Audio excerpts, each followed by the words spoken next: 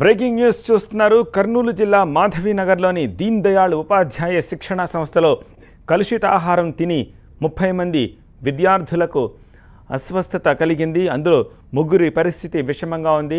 వారిని ఆసుపత్రికి తరలించి ఫ్లూయిడ్స్ ఇస్తున్నారు. వారిని రక్షించే ప్రయత్నం చేస్తున్నారు. కలుషిత ఆహారం కారణంగా 30 మంది విద్యార్థులకు అస్వస్థత జరిగింది. కలుషిత ఆహారం ఎలా జరిగిందో ఏమిటో అనే విషయాలు తెలియాల్సి ఉంది. మాధవీనగర్లోని దీన్ దయాళ్ ఉపాధ్యాయ శిక్షణ సంస్థలో ఈ కలుషిత ఆహారం తిన్న విద్యార్థులు ఇలా హాస్పిటల్ పాలయ్యారు. దీనికి సంబంధించిన పూర్తి డీటెయిల్స్ కర్నూలు నుంచి మా ప్రతినిధి లక్ష్మీకాంత్ అందించేందుకు మనకి అందుబాటులో ఉన్నారు. దీన్ దయాళ్ ఉపాధ్యాయ శిక్షణ సంస్థలో వీళ్ళంతా మధ్యాహ్న భోజనం చేసిన తర్వాత సడన్గా ఒక్కసారిగా అస్వస్థతకు గురయ్యారు.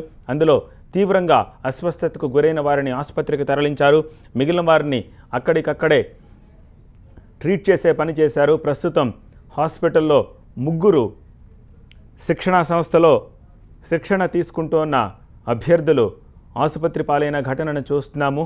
ప్రస్తుతం వాళ్ళకి ఫ్లూయిడ్స్ ఇచ్చి వాళ్ళని స్టెబిలైజ్ చేసే పని జరుగుతోంది. కర్నూలు జిల్లా మాధవీనగర్లోని దీన్ దయాళ్ ఉపాధ్యాయ శిక్షణా సంస్థలో కలుషితాహారం తిని ఈ పరిస్థితి తెచ్చుకున్నారు.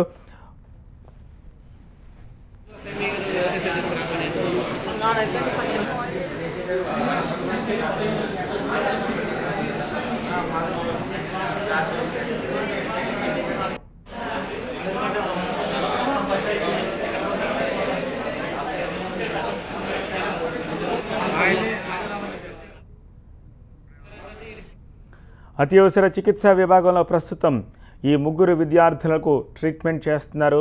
ఈ ముగ్గురు అభ్యర్థులకు ట్రీట్మెంట్ ఇస్తున్నారు. అలాగే మిగిలిన వారందరినీ కూడా ట్రీట్ చేసే ప్రయత్నం అక్కడ జరుగుతోంది. కర్నూలు జిల్లా మాధవీనగర్లోని దీన్ దయాళ్ ఉపాధ్యాయ శిక్షణ సంస్థలో ఆహారం కలుషితమైంది, ఫుడ్ పాయిజన్ అయ్యింది.